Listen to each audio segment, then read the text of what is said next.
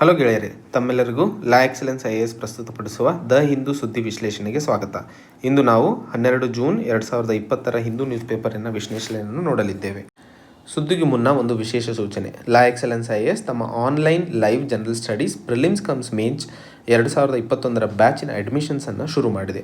So ಯಾವ ವಿದ್ಯಾರ್ಥಿಗಳು ಈಗ ಕೊನೆಯ ವರ್ಷದ ಗ್ರ್ಯಾಜುಯೇಷನ್ನಲ್ಲಿ ಮೆಡಿಕಲ್, ಇಂಜಿನಿಯರಿಂಗ್ ಹಾಗೂ ಯಾವುದೇ ಒಂದು ಪದವೀಧರ ಪರೀಕ್ಷೆಗಳನ್ನು ಕೊಡಲಿದ್ದಾರೋ ಅವರೆಲ್ಲರೂ 2021 ಪರೀಕ್ಷೆಗೆ ಸಿದ್ಧತೆಗಳನ್ನು ಈಗಲಿಂದನೇ ಶುರು ಮಾಡುವ ಅವಶ್ಯಕತೆ ಇದೆ. ಲಾ ಎಕ್ಸಲೆನ್ಸ್ IAS ತಮ್ಮ ಪ್ರಿಲಿಮ್ಸ್ ಕಮ್ಸ್ ಮೇನ್ಸ್ ಬ್ಯಾಚಿನ ಅಡ್ಮಿಷನ್ಸ್ಗೂ ಮುನ್ನ NCERT ಫೌಂಡೇಶನ್ ಕೋರ್ಸನ್ನು ಕಂಪಲ್ಸರಿಯಾಗಿ ಸ್ಟೂಡೆಂಟ್ಸ್ ಮಾಡಲೇಬೇಕಾಗಿರುತ್ತದೆ.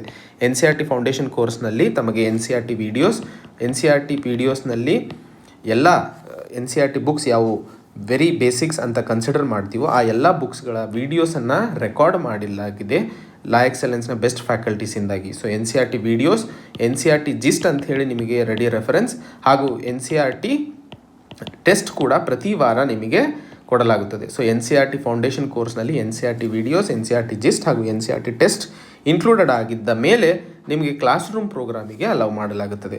ಸೊ ಇನ್ನೂ ಹೆಚ್ಚಿನ ಮಾಹಿತಿಗೋಸ್ಕರ ನೀವು ನಾಳೆ ಸಂಡೇ ನಡೆಯುವಂತಹ ಓರಿಯೆಂಟೇಷನ್ ಪ್ರೋಗ್ರಾಮಿಗೆ ಅಟೆಂಡ್ ಆಗಬಹುದು. ಸೊ ಸಂಡೇ ಸಂಜೆ 4 PM ಲಾ ಎಕ್ಸಲೆನ್ಸ್ IAS ಈ UPSC ಎಕ್ಸಾಮಿಗೆ ಪ್ರಿಪೇರ್ ಆಗುವಂಥ ವಿದ್ಯಾರ್ಥಿಗಳಿಗೆ ಡಾಕ್ಟರ್ ರಾಂಬಾಬು ಸರ್ ಅವರಿಂದ ಒಂದು ಓರಿಯೆಂಟೇಷನ್ ಸೆಷನ್ನ ಅರೇಂಜ್ ಮಾಡಲಾಗಿದೆ. ಆ್ಯಂಡ್ ತಮ್ಮೆಲ್ಲರಿಗೋಸ್ಕರ ಸೋಮವಾರ ಮಂಡೇ ಬೆಳಗ್ಗೆ 11 ಗಂಟೆಗೆ ಸ್ಕಾಲರ್ಶಿಪ್ ಟೆಸ್ಟನ್ನು ಸಹ ಆರ್ಗನೈಸ್ ಮಾಡಲಾಗಿದೆ.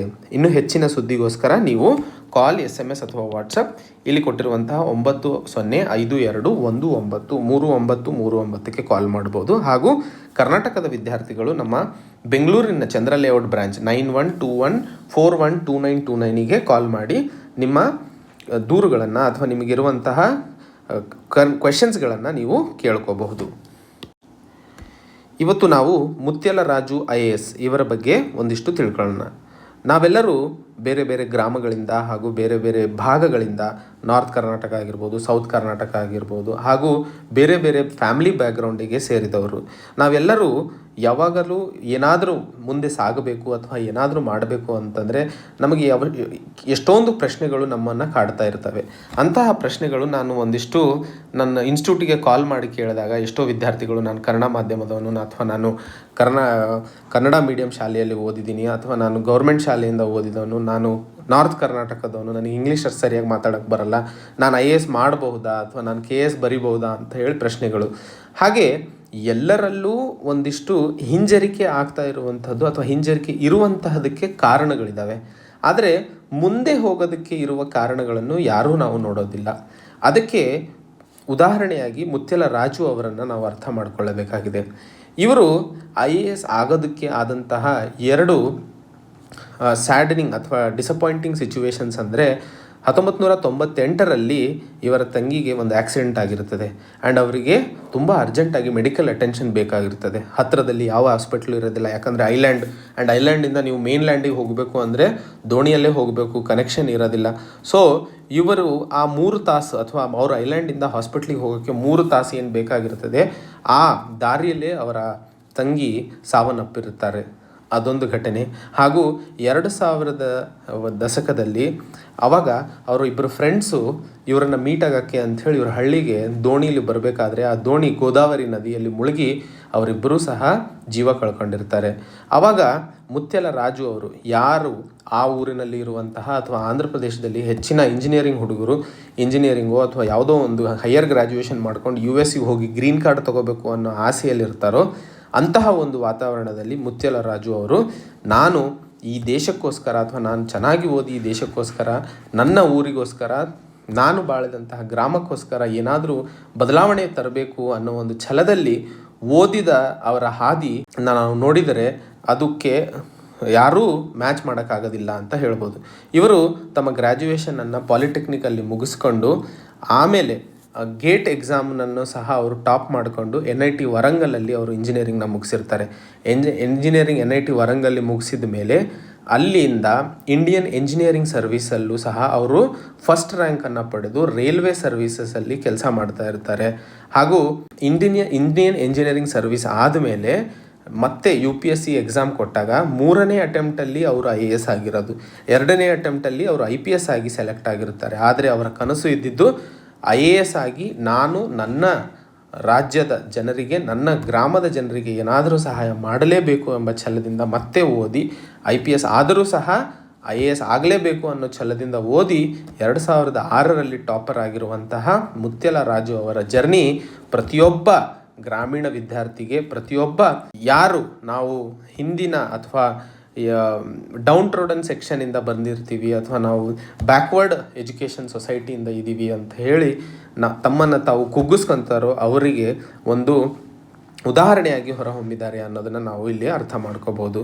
ಸೊ ಮುತ್ಯಾಲ ರಾಜು ಅವರ ಅಕಾಡೆಮಿಕ್ ಕರಿಯರ್ ಆಗಿರ್ಬೋದು ಹಾಗೂ ಅವರು IASಗೆ ನಿಲುಕುವಂತಹ ದಾರಿ ಆಗಿರ್ಬೋದು, ಇದು ಎಲ್ಲ ಪ್ರತಿಯೊಬ್ಬ ಸಾಮಾನ್ಯ ವ್ಯಕ್ತಿಗೆ, ಯಾಕಂದರೆ ಯಾರೇ ಆಗಿರಲಿ, ಬಡತನ ಅಂತ ಆಗಿರ್ಬೋದು, ವಿದ್ಯಾದಾನ ಆಗಿರ್ಬೋದು, ಯಾವುದೇ ಒಂದು ದಾರಿ ಆಗಿರ್ಬೋದು, ಯಾವುದೇ ಒಂದು ಪಾತ್ವೆ ಆಗಿರ್ಬೋದು, ಅದರಲ್ಲಿ ರೀಸನ್ಸ್ಗಳಿಗೆ ಅವಕಾಶ ಇಲ್ಲ. ಸಕ್ಸಸ್ ಬೇಕು ಅಂತಂದರೆ ಪ್ರತಿಯೊಬ್ಬನಲ್ಲೂ ಇರಬೇಕಾದಂತಹದ್ದು ಛಲ. ಅದು ಇದ್ದಾಗ ಸಾಧನೆಗೆ ಯಾರೂ ಕಂಟಕರಾಗಲು ಸಾಧ್ಯವಿಲ್ಲ ಅನ್ನೋದನ್ನು ಮುತ್ಯಾಲ ರಾಜು ಅವರು ತಿಳಿಸ್ಕೊಟ್ಟಿದ್ದಾರೆ. ಇಂದು ನಾವು ಡೈಲಿ ಎಡಿಟೋರಿಯಲ್ ನ್ಯೂಸ್ ಅನಾಲಿಸಿಸಲ್ಲಿ 3 ಆರ್ಟಿಕಲ್ಸ್ಗಳನ್ನು ನೋಡಿದ್ದೇವೆ. ಅದಕ್ಕೆ ಸಂಬಂಧಿತ ಪೇಜ್ ನಂಬರ್ಗಳು ಹೈದರಾಬಾದ್ ಎಡಿಷನ್ ಹಾಗೂ ಬ್ಯಾಂಗ್ಳೂರ್ ಎಡಿಷನ್ಗಳನ್ನು ಇಲ್ಲಿ ಕೊಡಲಾಗಿದೆ. ಹಾಗೂ ಟಾರ್ಗೆಟೆಡ್ ನ್ಯೂಸ್ ಅನಾಲಿಸಿಸ್ನಲ್ಲಿ 4 ಆರ್ಟಿಕಲ್ಸ್ಗಳನ್ನು ನೋಡಲಿದ್ದೇವೆ ಹಾಗೂ ಅದಕ್ಕೆ ಸಂಬಂಧಿಸಿದಂತಹ ಪೇಜ್ ನಂಬರ್ಸ್ಗಳನ್ನು ಸಹ ಇಲ್ಲಿ ಕೊಡಲಾಗಿದೆ. ನಿಮಗೇನಾದರೂ PDF ನೋಟ್ಸ್ ಬೇಕಾಗಿದ್ದಲ್ಲಿ ಹಾಗೂ ಡೈಲಿ ಕರೆಂಟ್ ಅಫೇರ್ಸ್ ಕ್ವಿಝನ್ನು ಲಾ ಎಕ್ಸಲೆನ್ಸ್ IAS ಪೋರ್ಟಲಲ್ಲಿ ಬರೀಬೇಕಾದರೆ ನೀವು ಈ ಟೆಲಿಗ್ರಾಮ್ ಲಿಂಕಿಗೆ ಜಾಯ್ನ್ ಆಗಬಹುದು. ಸೊ ಈ ಟೆಲಿಗ್ರಾಮ್ ಲಿಂಕಲ್ಲಿ ಜಾಯ್ನ್ ಆದಾಗ ನಿಮಗೆ ಅದಕ್ಕೆ ಬೇಕಾದಂತಹ ಮಾಹಿತಿಗಳನ್ನು ನಿಮಗೆ ಸಿಗುತ್ತವೆ. ಸೊ ಡೈಲಿ ನೀವು ಓದುವಂತಹ ಕರೆಂಟ್ ಅಫೇರ್ಸ್ಗಳಿಗೆ ಪ್ರತಿದಿನ ರಾತ್ರಿ 9:30ಯಿಂದ 11:00ವರೆಗೂ 10ರಿಂದ 15 ಕ್ವಶನ್ಸ್ಗಳ ಕರೆಂಟ್ ಅಫೇರ್ಸ್ ಕ್ವಿಝನ್ನು ನೀವು ಬರೆದು ನಿಮ್ಮ ಪ್ರಿಪರೇಷನನ್ನು ಮೆಷರ್ ಮಾಡ್ಕೋಬಹುದು ಅನ್ನೋದಕ್ಕೆ ಈ ಕಾರ್ಯಕ್ರಮವನ್ನು ಶುರು ಮಾಡಲಾಗಿದೆ. ಸೊ ಈ ಚಾನಲ್ಗೆ ಜಾಯ್ನ್ ಆಗಿ ಫ್ರೆಂಡ್ಸ್. ಈ ಆರ್ಟಿಕಲ್ನಲ್ಲಿ ನಾವು ಈ ಕೇಸ್ ಆಫ್ ಕ್ವೈಟ್ ಡಿಪ್ಲೊಮೆಸಿ ಅಂತ ಹೇಳಿ ನೋಡ್ತಾ ಇದ್ದೀವಿ. ಕ್ವೈಟ್ ಡಿಪ್ಲೊಮೆಸಿ ಅನ್ನೋವಂಥದ್ದು ಯಾವ ರೀತಿಯಾಗಿ ಈಗ ನಡೀತಿರುವಂತಹ ಚೈನಾ ಹಾಗೂ ಇಂಡಿಯಾ ಇರುವಂತಹ ಸ್ಟ್ಯಾಂಡ್ ಆಫನ್ನು ಸಾಲ್ವ್ ಮಾಡಲು ಅಥವಾ ಅದಕ್ಕೆ ಇರುವಂತಹ ಸೊಲ್ಯೂಷನ್ಸನ್ನು ಈ ಆರ್ಟಿಕಲ್ನಲ್ಲಿ ನಾವು ಸಂಕ್ಷಿಪ್ತವಾಗಿ ಡಿಸ್ಕಸ್ ಮಾಡಲಿದ್ದೇವೆ. ಈ ಆರ್ಟಿಕಲ್ ನಮಗೆ ಪ್ರಿಲಿಮ್ಸ್ ಪಾಯಿಂಟ್ ಆಫ್ ವ್ಯೂ ನೋಡಿದಾಗ current events of national international importance and mains GS paper 2 ಅಲ್ಲಿ effects of policies and politics of developed and developing countries in India's interest, India's ಡಯಾಸ್ಪೊರಾದಲ್ಲಿ ಇಲ್ಲಿ ಕೊಟ್ಟಿರುವಂಥ ವಿಶ್ಲೇಷಣೆ ನಮಗೆ ಸಹಕಾರಿಯಾಗಲಿದೆ. ಅದು ಮೊದಲನೇದು ಲೈನ್ ಆಫ್ ಆ್ಯಕ್ಚುಯಲ್ ಕಂಟ್ರೋಲ್ ಅನ್ನೋದು. So line of actual control ಅನ್ನೋದು ಒಂದು ಡಿಸ್ಪ್ಯೂಟೆಡ್ ಬೌಂಡ್ರಿ ಚೈನಾ ಹಾಗೂ ಇಂಡಿಯಾ ನಡುವೆ. ಸೊ ಇದು 3 ಸೆಕ್ಟರ್ಗಳಲ್ಲಿ ಡಿವೈಡ್ ಆಗಿದೆ. ಒಂದು ವೆಸ್ಟರ್ನ್ ಸೆಕ್ಟರ್, ಮಿಡಲ್ ಸೆಕ್ಟರ್ ಹಾಗೂ ಈಸ್ಟರ್ನ್ ಸೆಕ್ಟರ್. ಇಲ್ಲಿ ಇರುವಂತಹ ಇಂಡಿಯಾನ ಕ್ಲೇಮ್ ಏನು ಅಂತಂದರೆ ಇಂಡಿಯಾಗೆ ಸೇರಿರುವಂತಹದ್ದು 3488 ಕಿಲೋಮೀಟರ್ ಇರುವಂತಹ ಒಂದು ಬೌಂಡ್ರಿ ಭಾರತಕ್ಕೆ ಸೇರಿರುವಂತಹದ್ದು ಅಂತ ಹೇಳಿ, ಹಾಗೂ ಚೈನಾದ ಕ್ಲೇಮ್ ಏನು ಅಂತಂದರೆ ಲಡಾಖ್ನಲ್ಲಿ ಇರುವಂತಹ 2000 ಕಿಲೋಮೀಟರ್ನಲ್ಲಿ ಇರುವಂತಹ ಬೌಂಡ್ರಿ ಚೈನಾಗೆ ಸೇರಿರುವಂತಹದ್ದು ಅನ್ನೋದನ್ನು ಚೈನಾ ಕ್ಲೇಮ್ ಮಾಡ್ತಾ ಇರುವಂತಹದ್ದು. ಹಾಗೆ ಇಲ್ಲಿ 2 ಆರ್ಮಿಗಳು ತಮ್ಮನ್ನು ತಾವು ಪೆಟ್ರೋಲ್ ಮಾಡ್ಕೋತಾ ಡಾಮಿನೇಟ್ ಮಾಡ್ಕೊತಾ ಇರೋದನ್ನು ಲೈನ್ ಆಫ್ ಆ್ಯಕ್ಚುಯಲ್ ಕಂಟ್ರೋಲಲ್ಲಿ ಪದೇ ಪದೇ ನಾವು ಕಾಣ್ತಾ ಇರ್ತೀವಿ. ಹಾಗೂ ಈಗ ಸದ್ಯಕ್ಕೆ ನಡೀತಿರುವಂತಹ ಡಿಸ್ಪ್ಯೂಟ್ ಪ್ಯಾಂಗಾಂಗ್ ತ್ಸೋ ಲೇಕ್ ಅನ್ನೋಂಥರದಲ್ಲಿ, ಇದು ಪಾಂಗಾಂಗ್ ತ್ಸೋ ಲೇಕ್ ಅನ್ನೋದು 135 ಕಿಲೋಮೀಟರಷ್ಟು ಲಾಂಗ್ ಇರುವಂಥದ್ದು, ಉದ್ದ ಇರುವಂತಹದ್ದು, ಹಾಗೂ ಇದು ಹಿಮಾಲಯಸ್ನ ಹೈಟ್ನಲ್ಲಿ ಅಂದರೆ ಸರಿಸುಮಾರು 4350 ಮೀಟರ್ ಅಷ್ಟು ಹೈಟ್ನಲ್ಲಿ ಇರುವಂತಹ ಒಂದು ಲೇಕ್. ಇದು ಭಾರತ ಹಾಗೂ ಚೈನಾ ನಡುವೆ ಸ್ಟ್ರೆಚ್ ಆಗಿರುವಂಥದ್ದು. ಇದರಲ್ಲಿ 1/3 ಅಂತಂದರೆ ಸುಮಾರು 45 ಕಿಲೋಮೀಟರ್ ಏನು ಸ್ಟ್ರೆಚ್ ಇದೆ ಅದು ಭಾರತದ ಕಂಟ್ರೋಲಲ್ಲಿ ಇರುವಂಥದ್ದು, ಹಾಗೂ ಉಳಿದ ರೆಸ್ಟ್ ಏನಿದೆ 90 ಕಿಲೋಮೀಟರ್ ಏನು ಉಳಿಯುವಂಥದ್ದು ಅದು ಚೈನೀಸ್ ಕಂಟ್ರೋಲಲ್ಲಿ ಇರುವಂತಹದ್ದು. ಹಾಗೂ ಈ ಪ್ಯಾಂಗಾಂಗ್ ತ್ಸೋ ಲೇಕ್ ಇದು ಫಾರ್ಮ್ ಆಗಿರುವಂತಹದ್ದು ತೆತಿಸ್ ಜಿಯೋಸಿಂಕ್ಲೈನ್ ಪ್ರೋಸೆಸ್ಸಿಂದಾಗಿ ಆಗಿರುವಂತಹ ಲೇಕ್. ಸೊ ಇದು ನಮಗೆ ಪ್ರಿಲಿಮ್ಸ್ ಪಾಯಿಂಟ್ ಆಫ್ ವ್ಯೂಗೆ ಸಹಕಾರಿಯಾಗಿರುವಂತಹದ್ದು. ಪ್ಯಾಂಗಾಂಗ್ ತ್ಸೋ ಲೇಕ್ ಯಾವ ಪ್ರೋಸೆಸ್ಸಿಂದ ಕ್ರಿಯೇಟ್ ಆಗಿದೆ ಅಂತ ಕೇಳಿದಾಗ ತೆತಿಸ್ ಜಿಯೋಸಿಂಕ್ಲೈನ್ ಪ್ರೋಸೆಸ್ಸಿಂದ ಫಾರ್ಮ್ ಆಗಿರುವಂಥದ್ದು, ಹಾಗೂ ಇದು world's highest salt water lake, world's highest salt water lake ಅನ್ನೋದಂತನ್ನು ಇದನ್ನು ಕೂಡ ನಾವು ನೋಟ್ ಮಾಡ್ಕೋಬೇಕು. ಇದು ಪ್ರಿಲಿಮ್ಸಿಗೆ ತುಂಬ ಇಂಪಾರ್ಟೆಂಟ್. ಸೊ ಇದು ಎರಡು ಪಾಯಿಂಟ್ಸ್ಗಳು ಇಲ್ಲಿ ತುಂಬ ಇಂಪಾರ್ಟೆಂಟ್ ಆಗಿರುವಂತಹದ್ದು. ಫಾರ್ಮ್ ಆಗಿರುವಂಥದ್ದು ತೆತಿಸ್ ಜಿಯೋಸಿಂಕ್ಲೈನ್ ಹಾಗೂ ಇದು world's highest salt water lake ಅಂತ ಹೇಳಿ ಪ್ಯಾಂಗಾಂಗ್ ತ್ಸೋ ಲೇಕನ್ನು ನಾವು ಕರಿತೀವಿ. ಸೊ ಸ್ಟ್ರಾಟಜಿಕ್ ಸಿಗ್ನಿಫಿಕೆನ್ಸ್ ಅಂತ ನೋಡಿದಾಗ ಅಂಥ ಏನು ಟ್ಯಾಕ್ಟಿಕಲ್ ಆಗಿ ಇರುವಂತಹದ್ದು ಏನೂ ಇಲ್ಲ. ಬಟ್ ಇದು ಒಂದು ಭಾರತದ ಮೇಲೆ ಏನಾದರೂ ಅಫೆನ್ಸಿವ್ ಆಗಿ ದಾಳಿ ಮಾಡಬೇಕು ಅಂತಂದಾಗ ಚೈನಾಗೆ ಇರುವಂತಹ ಒಂದು strategic point Pangong Tso lake ಆಗಿರ್ತದೆ. ಸೊ ಅದಕ್ಕೋಸ್ಕರ ಇದನ್ನು ನಾವು ತುಂಬ ಇಂಪಾರ್ಟೆನ್ಸಿಂದ ಅಥವಾ ತುಂಬ ಗಮನ ಹರಿಸಿ ಇದನ್ನು ಸಾಲ್ವ್ ಮಾಡಲು ನಾವು ಪ್ರಯತ್ನಿಸ್ತಾ ಇದ್ದೀವಿ. ಹಾಗೂ ನಮಗೆ ಈಗ ತಿಳಿದಿರುವಂಥದ್ದು ಜೂನ್ 9ಕ್ಕೆ ಭಾರತದ ಆರ್ಮಿ ಕೊಟ್ಟಿರುವಂತಹ ಇನ್ಫಾರ್ಮೇಷನ್ ಮೇಲೆ ಚೈನೀಸ್ ಹಾಗೂ ಇಂಡಿಯನ್ ಟ್ರೂಪ್ಸ್ ಪಾರ್ಷಿಯಲ್ ಆಗಿ ಹಿಂಜರಿಕೆಯನ್ನು ಅಥವಾ ಇರುವಂತಹ ಎಲ್ಲಿ ಸ್ಟ್ಯಾಂಡ್ ಆಫ್ ನಡೀತಾ ಇತ್ತು ಅಲ್ಲಿಂದ ಹಿಂಜರಿದಿದ್ದಾರೆ ಅನ್ನೋದನ್ನು ಇಂಡಿಯನ್ ಆರ್ಮಿ ಅಫಿಷಿಯಲ್ ಆಗಿ ಇನ್ಫಾರ್ಮೇಷನ್ ಕೊಟ್ಟಿರೋದು ನಮಗೆ ಗೊತ್ತಾಗ್ತಾ ಇದೆ. ಹಾಗೂ ಈ ಮೇಯಿಂದ ಶುರುವಾದಂತಹ ಈ ಸ್ಟ್ಯಾಂಡ್ ಆಫಿನ ಮೊದಲನೇ ಕನ್ಫರ್ಮೇಷನ್ ಅಥವಾ ಅಫಿಷಿಯಲ್ ಕನ್ಫರ್ಮೇಷನ್ ಸಿಕ್ಕಿರುವಂಥದ್ದು ಈಗ ಅಷ್ಟೇ. ಇದು ತುಂಬ ಟೆನ್ಷನ್ ಅಥವಾ ತುಂಬ ಸ್ಟ್ಯಾಂಡ್ ಆಫ್ ಗಟ್ಟಿಯಾಗಿ ನಡೆದಿರುವಂಥದ್ದು ಪ್ಯಾಂಗಾಂಗ್ ಲೇಕ್, ಗಾಲ್ವಾನ್ ವ್ಯಾಲಿ ಹಾಗೂ ನಾರ್ತ್ ಸಿಕ್ಕಿಂ ಈ 3 ಜಾಗಗಳಲ್ಲಿ ಚೈನಾ ಹಾಗೂ ಇಂಡಿಯಾ ಮಧ್ಯೆ ನಡೆದಿರುವಂತಹ ಸ್ಟ್ಯಾಂಡ್ ಆಫಿನ ಬಗ್ಗೆ ಈ ಆರ್ಟಿಕಲ್ನಲ್ಲಿ ನಾವು ಮಾತಾಡ್ತಾ ಇದ್ದೀವಿ. ಇನ್ನೊಂದು, ಈ ಪ್ಯಾಂಗಾಂಗ್ ತ್ಸೋ ಲೇಕ್ ಹತ್ರ ಚೈನೀಸ್ ಆರ್ಮಿ ಏನು ಎಂಟ್ರಿ ಮಾಡಿದೆ ಅಥವಾ ಇಂಡಿಯನ್ ಸೈಡಲ್ಲಿ ಎಂಟರ್ ಮಾಡಿಬಿಟ್ಟು ಅಲ್ಲಿ ಟೆಂಟ್ಸ್ಗಳನ್ನು ಹಾಕಿಬಿಟ್ಟು ಅಲ್ಲೇ ತಮ್ಮ ವಾಸವನ್ನು ಶುರು ಮಾಡಿಬಿಟ್ಟಿದ್ದಾರೆ ಅನ್ನೋದನ್ನು ಆರ್ಟಿಕಲ್ನಲ್ಲಿ ಹೇಳಲಾಗುತ್ತಿದೆ. ಹಾಗೆ ಈ ಕ್ವೈಟ್ ಡಿಪ್ಲೊಮೆಸಿ ಅನ್ನೋದ್ರ ಬಗ್ಗೆ ಏನು ಮಾತಾಡ್ತಾ ಇದ್ದೀವಿ, ಈ ಕ್ವೈಟ್ ಡಿಪ್ಲೊಮೆಸಿ ನಮಗೆ ನಿಜವಾಗ್ಲೂ ಉಪಯೋಗಕಾರಿ ಆಗಲಿದೆಯಾ ಆ್ಯಂಡ್ ಇದರಿಂದ ಮುಂಚೆ ಏನಾದರೂ ಪ್ರೂಫ್ಸ್ ಇದಾವ ಅದರಿಂದ ನಮಗೆ ಆದ ಲಾಭಗಳು ಅಂತ ನೋಡಿದಾಗ 2013ರಲ್ಲಿ ಯಾವಾಗ ಚೈನೀಸ್ ಟ್ರೂಪ್ಸ್ಗಳು ಇದೇ ರೀತಿ Indian side of LAC line of actual control ಕಡೆಗೆ ಬಂದು ತಮ್ಮ ಟೆಂಟ್ಸ್ಗಳನ್ನು ಹಾಕಿದಾಗ ದೀಪ್ಸಾಂಗ್ ಪ್ಲೇನ್ಸಲ್ಲಿ, ಅದು ಪ್ಯಾಂಗಾಂಗ್ ಲೇಕ್ ಥರ ಇರುವಂತಹ ದೀಪ್ಸಾಂಗ್ ಪ್ಲೇನ್ಸಲ್ಲಿ ತಮ್ಮ ಟೆಂಟ್ಗಳನ್ನು ಹಾಕಿರ್ತಾರೆ. ಆವಾಗಲೂ ಸಹ ಭಾರತದ ಸರ್ಕಾರ ಅಲ್ಲಿ ಪಬ್ಲಿಕ್ಲಿ ಅಟ್ಯಾಕ್ ಮಾಡಿಬಿಟ್ಟು, ಅಂದರೆ ಮೀಡಿಯಾದಲ್ಲಿ ಇದನ್ನು ಏನೂ ಜಾಸ್ತಿ ಡಿಸ್ಕಷನ್ ಮಾಡಿದೆ ಅವರು ಪ್ರೈವೇಟಾಗಿ ಚೈನಾಗೆ ತಮ್ಮ ನಿಲುವನ್ನು ಸಮರ್ಥಿಸಿಕೊಂಡು ಆವಾಗ ಯಾರು ಪ್ರೀಮಿಯರ್ ಲೀ ಕಿ ಕ್ಯಾಂಗ್ ಅಂತ ಅನ್ನೋರು ಯಾರು ಭಾರತಕ್ಕೆ ವಿಸಿಟ್ ಮಾಡಬೇಕಾಗಿತ್ತೋ ಆವಾಗ ಏನಾದರೂ ನೀವು ಈ ಸ್ಟ್ಯಾಂಡ್ ಆಫನ್ನು ರಿಸಾಲ್ವ್ ಮಾಡಲಿಲ್ಲ ಅಂದರೆ ಲೀ ಕಿ ಕ್ಯಾಂಗ್ನ ಬಿಡೋದಿಲ್ಲ ಭಾರತಕ್ಕೆ ಬರೋದಕ್ಕೆ ಅಂಥೇಳಿ ಎಚ್ಚರಿಕೆಯನ್ನು ನೀಡಿದಾಗ ಚೈನಾ ತನ್ನ ಟೆಂಟ್ಗಳನ್ನು ತೆಗೆದುಬಿಟ್ಟು ಮತ್ತೆ ವಾಪಸ್ ಹೋಗಿರ್ತದೆ. ಅದೇ 2014ರಲ್ಲಿ ಆ ಥರದ್ದೇ ಒಂದು ಸನ್ನಿವೇಶ ಆದಾಗಲೂ ಸಹ ಕ್ವೈಟ್ ಡಿಪ್ಲೊಮೆಸಿ ತುಂಬ ವರ್ಕ್ ಆಗಿರೋದನ್ನು ನಾವು ನೋಡ್ತಾ ಇದ್ದೀವಿ. ಇತ್ತೀಚೆಗಷ್ಟೇ ನಡೆದ 2017ರಲ್ಲಿ 72 ದಿನಗಳ ಕಾಲ ಡೋಕ್ಲಾಮ್ನಲ್ಲಿ ನಡೆದಿರುವಂತಹ ಒಂದು ಸ್ಟ್ಯಾಂಡ್ ಆಫ್ನಲ್ಲೂ ಸಹ ಭಾರತ ಚೈನಾ ವಿರುದ್ಧ ಗೆಲ್ಲಲು ಸಾಧ್ಯವಾಗಿದ್ದು ಕ್ವೈಟ್ ಡಿಪ್ಲೊಮೆಸಿ ಅನ್ನೋದನ್ನೇ ಉದಾಹರಣೆಯಾಗಿ ಇಲ್ಲಿ ಲೇಖಕರು ಈ ಆರ್ಟಿಕಲ್ನಲ್ಲಿ ಸಂಕ್ಷಿಪ್ತವಾಗಿ ನಮಗೆ ತಿಳಿಸ್ತಾ ಇದ್ದಾರೆ.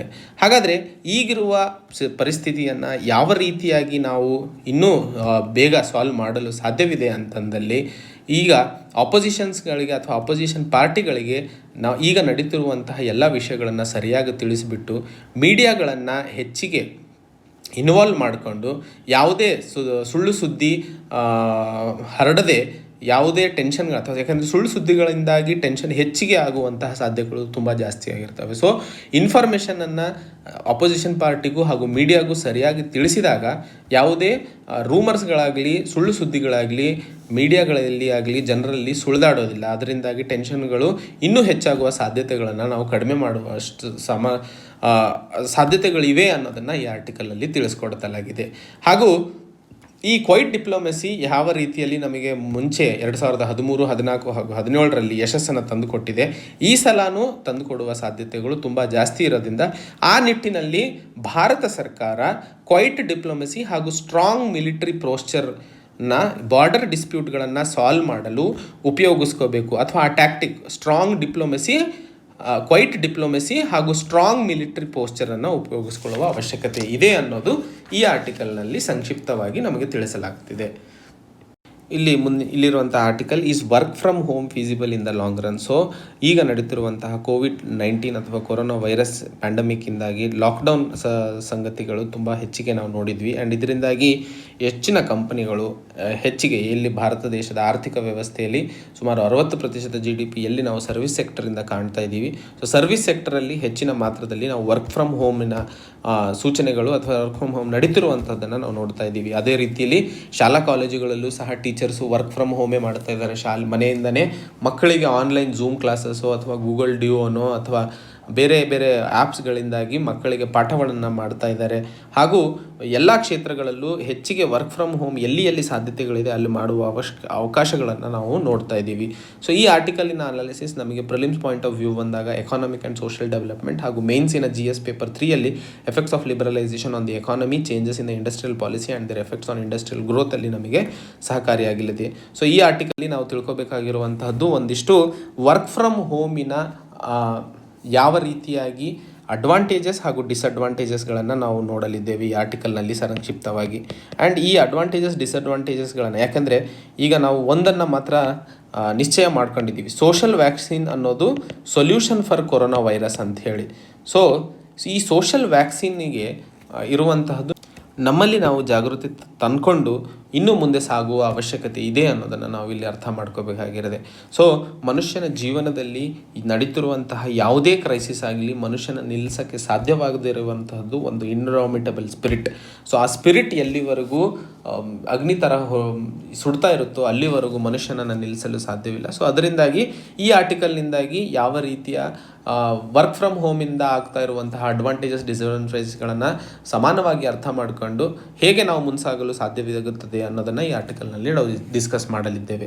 ಸೊ ಈಗ ಇರುವಂತಹ ಪರಿಸ್ಥಿತಿಗಳನ್ನು ನಾವು ನೋಡಿದರೆ ಸರಿಸುಮಾರು ಮುಂದಿನ 2 ವರ್ಷಗಳ ಕಾಲ ದೇಶದಲ್ಲಿ ಈ ಸೈಕಲ್ ಆಫ್ ಲಾಕ್ಡೌನ್ ಹಾಗೂ ಕಂಟೈನ್ಮೆಂಟ್ ನಡೆಯುವ ಅವಕಾಶಗಳು ಹಾಗೂ ಸನ್ನಿವೇಶಗಳು ನಾವು ಕ್ಲಿಯರ್ ಆಗಿ ಕಾಣಬಹುದು. ಸೊ ವರ್ಕ್ ಫ್ರಮ್ ಹೋಮ್ ಅನ್ನೋದು ಮ್ಯಾಂಡೇಟರಿ ಆಗಲಿದೆ ಎಷ್ಟೋ ಕಂಪನಿಗಳಿಗೆ ಅನ್ನೋದು ಈ ಆರ್ಟಿಕಲ್ನಲ್ಲಿ ಹೇಳಲಾಗುತ್ತದೆ. ಸೊ ಅಡ್ವಾಂಟೇಜಸ್ ಅಂತ ನೋಡಿದಾಗ ಒಂದಿಷ್ಟು ಪಾಯಿಂಟ್ಸ್ಗಳನ್ನು ನಾವು ಇಲ್ಲಿ ಹಂತವಾಗಿ ಡಿಸ್ಕಸ್ ಮಾಡೋಣ. ಸೊ ನಾವು ನೋಡಿದ ಹಾಗೆ ಎಷ್ಟೊಂದು ಟೀಚಿಂಗ್ ಕ್ಲಾಸಸ್ ಅಥವಾ ಶಾಲಾ ಕಾಲೇಜುಗಳು ಕ್ಲಾಸಸ್ಗಳನ್ನು ಆನ್ಲೈನ್ನಲ್ಲಿ ಮಾಡೋದನ್ನು ನಾವು ನೋಡ್ತಿದ್ದೀವಿ. ಆದರೆ ಮೊದಲನೇದಾಗಿ ಕ್ವಾಲಿಟಿ ಅನ್ನೋದು ತುಂಬ ಹೀನಾಯವಾಗಿ ಇರುವಂಥದ್ದು. ಯಾಕಂದರೆ ಟೆಕ್ನಾಲಜಿಕಲಿ ನಾವು ಅಷ್ಟು ಎಕ್ಸೆಪ್ಟೆನ್ಸ್ ಅಥವಾ ಡೆವಲಪ್ಮೆಂಟ್ ಅಥವಾ ಅಡಾಪ್ಟೇಷನ್ ಮಾಡ್ಕೊಳ್ಳದೆ ಇರುವಂತಹ ಕಾರಣಗಳು ಇರಬಹುದು. ಸೊ ಅಡಾಪ್ಟೇಷನ್ ಮಾಡ್ಕೊಂಡ್ರೂ ಸಹ ವಿದ್ಯಾರ್ಥಿಗಳು ಆನ್ಲೈನ್ ಕ್ಲಾಸಸ್ಸಿಗೆ ಅಥವಾ ಅಡಾಪ್ಟ್ ಆಗಿಲ್ಲದೆ ಇರುವಂಥದ್ದು. ಸೊ ಅದು ಸ್ವಲ್ಪ ಸಮಯ ತಗೊಳ್ಳುವ ಸಾಧ್ಯತೆಗಳಿವೆ. ಹಾಗೆ ಒಂದಿಷ್ಟು ವಿದ್ಯಾರ್ಥಿಗಳು ಇದನ್ನು ಯಾಕಂದರೆ ಆನ್ಲೈನ್ನಲ್ಲಿ ಪ್ರೈವಸಿ ತುಂಬ ಜಾಸ್ತಿ ಆಗಿರೋದ್ರಿಂದ ಅಥವಾ ಯಾರು ನಾವು ಟ್ರ್ಯಾಕ್ ಮಾಡೋಕ್ಕೆ ಇಲ್ಲದೇ ಇರುವಂತಹ ಟೆಕ್ನಾಲಜಿಗಳಿಂದ ಹುಡುಗರು ಹಾಡು ಹಾಕೋದಾಗಲಿ ಅಥವಾ ಸಿನಿಮಾಗಳನ್ನು ಶೇರ್ ಮಾಡುವಂತಹದ್ದಾಗಲಿ ಕ್ಲಾಸಿನ ರೂಮ್ನಲ್ಲಿ ಸೌಂಡ್ ಮಾಡುವಂತಹದ್ದನ್ನು ನಾವು ನೋಡ್ತಾ ಇದ್ದೀವಿ. ಅಲ್ಲಿ ಕ್ವಾಲಿಟಿ ಆಫ್ ಟೀಚಿಂಗ್ ಅನ್ನೋದು ಏನು ಮಾತಾಡ್ತೀವಿ ಅದರಲ್ಲಿ ನಾವು ತುಂಬ ಹಿಂಜರಿಕೆಯನ್ನು ಕಾಣ್ತಾ ಇದ್ದೀವಿ ಅನ್ನೋದು ಈ ಆರ್ಟಿಕಲ್ನಲ್ಲಿ ಹೇಳಲಾಗುತ್ತಿದೆ. ಹಾಗೆ 2ನೇ ಪಾಯಿಂಟಲ್ಲಿ ಜೆಂಡರ್ ಡಿವೈಡ್ ಅಂತ ಮಾತಾಡ್ತಾ ಇದ್ದೀವಿ. ಸೊ ಒಂದು ಮನೆಯಲ್ಲಿ ಕಂಪ್ಯೂಟರ್ ಇದೆ ಅಂತಂದರೆ ನಮ್ಮ ಪೇಟ್ರಿಯಾರ್ಟಿಕಲ್ ಸೊಸೈಟಿಯಲ್ಲಿ ಕಂಪ್ಯೂಟರಿಗೆ ಮೊದಲನೇ ಪ್ರಯಾರಿಟಿ ಗಂಡು ಮಕ್ಕಳಿಗೆ ಇರುತ್ತದೆ. ಸೊ ಮನೆಯಲ್ಲಿ ಇರುವಂತಹ ಗಂಡು ಅಥವಾ ಮೇಲ್ ಏನಿರ್ತಾರೆ ಅವರು ಫಸ್ಟ್ ಕಂಪ್ಯೂಟರ್ ಯೂಸ್ ಮಾಡಬೇಕು, ಫಿಮೇಲ್ ನೆಕ್ಸ್ಟ್ ಅನ್ನೋದನ್ನೇ ಕಾಣ್ತೀವಿ. ಸೊ ಜೆಂಡರ್ ಡಿವೈಡನ್ನು ನಾವು ನೋಡ್ತಿದ್ದೀವಿ. ಸೊ ಎರಡನೇದು ಡಿಜಿಟಲ್ ಡಿವೈಡ್ ಅನ್ನೋವಂಥದ್ದು. ಡಿಜಿಟಲ್ ಡಿವೈಡ್ ಅಂತಂದರೆ ಈಗ ಏನಾದರೂ ವರ್ಕ್ ಫ್ರಮ್ ಹೋಮ್ ಅನ್ನುವ ಸನ್ನಿವೇಶಗಳು ನಿಜವಾಗ್ಲೂ ಸರಿಯಾದಲ್ಲಿ ನಮಗೆ ಇರುವಂತಹ ಇಂಟರ್ನೆಟ್ ಕನೆಕ್ಟಿವಿಟಿಯ ಪ್ರೋಸೆಸ್ಸಿನಲ್ಲಿ ಅಥವಾ ಸ್ಟ್ರೆಂತ್ನಲ್ಲಿ ಗ್ರಾಮೀಣ ಪ್ರದೇಶಕ್ಕೂ ಹಾಗೂ ಅರ್ಬನ್ನಿಗೂ ಇರುವಂತಹ ಸ್ಪೀಡ್ ವ್ಯತ್ಯಾಸಗಳನ್ನು ನಾವು ನೋಡ್ತಿದ್ದೀವಿ. ಸೊ ಗ್ರಾಮೀಣ ಪ್ರದೇಶದಲ್ಲಿ ಇರುವಂತಹ ಯಾರು ನಿರುದ್ಯೋಗಗಳಿದ್ದಾರೋ ಅಥವಾ ಉದ್ಯೋಗಗಳಿದ್ದಾರೋ ಅವರಲ್ಲಿ ಅಷ್ಟು ಬೆಳವಣಿಗೆ ಕಾಣಿಕೊಳ್ಳುವ ಸಾಧ್ಯತೆಗಳು ಇರೋದಿಲ್ಲ. ಯಾಕಂದರೆ ಇನ್ಫ್ರಾಸ್ಟ್ರಕ್ಚರ್ ಡಿಸೆಬಿಲಿಟಿ ಇರೋದರಿಂದ. ಆದರೆ ಅರ್ಬನ್ನಲ್ಲಿ ಅದು ಹೆಚ್ಚಿಗೆ ನಾವು ಸಹಕಾರಿಯಾಗಲಿದೆ. ಸೊ ಡಿಜಿಟಲ್ ಡಿವೈಡನ್ನು ಕೂಡ ನಾವಿಲ್ಲಿ ಡಿಸ್ಅಡ್ವಾಂಟೇಜಿಗೆ ಹಾಕ್ಬೋದು. ಇದು ಡಿಸ್ಅಡ್ವಾಂಟೇಜಲ್ಲಿ ಬರಬೇಕಿದೆ ಆ್ಯಕ್ಚುಲಿ. ಸೊ 3ನೇದು ಮೈಗ್ರೇಷನ್.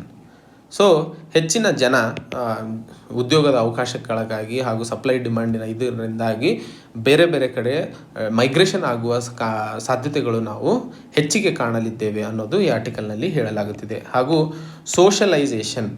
ಸೊ ಬೆಳಗ್ಗೆ ಎದ್ದು ಆಫೀಸಿಗೆ ಹೋದ ಮೇಲೆ ಅಲ್ಲಿ ಕೊಲೀಗ್ಸ್ಗಳ ಒಂದು ಗುಂಪು ಸೇರಿಕೊಂಡು ಯಾವ ರೀತಿಯಾಗಿ ಕೆಲಸದಲ್ಲಿ ಹೆಚ್ಚಿನ ಎಫಿಷಿಯನ್ಸಿನಾಗಲಿ ಪ್ರೊಡಕ್ಟಿವಿಟಿನಾಗಲಿ ಮಾಡಲು ಸಾಧ್ಯವಿದೆ ಅಂಥೇಳಿ ಎಲ್ಲರೂ ಒಟ್ಟಾರೆ ಕೂತ್ಕೊಂಡು ಡಿಸ್ಕಸ್ ಮಾಡುವಂತಹ ಸನ್ನಿವೇಶಗಳು ಇನ್ಮೇಲೆ ಕಮ್ಮಿ ಆಗಲಿವೆ. ಸೊ ವರ್ಕಿನ ಎಫಿಷಿಯನ್ಸಿ ಹಾಗೂ ಪ್ರೊಡಕ್ಟಿವಿಟಿ ಮೇಲೆ ಹೆಚ್ಚಿನ ಪ್ರಭಾವ ಬೀಳಲಿದೆ.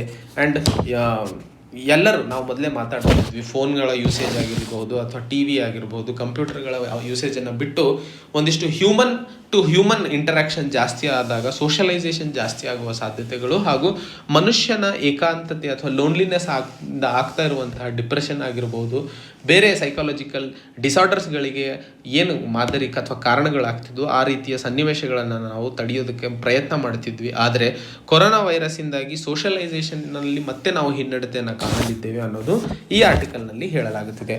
ಹಾಗೂ ಡೊಮೆಸ್ಟಿಕ್ ಅಬ್ಯೂಸ್, ನಾವು ಹಿಂದಿನ ಕೆಲವೊಂದು ಆರ್ಟಿಕಲ್ಸಲ್ಲಿ ಮಾತಾಡಿದ್ವಿ.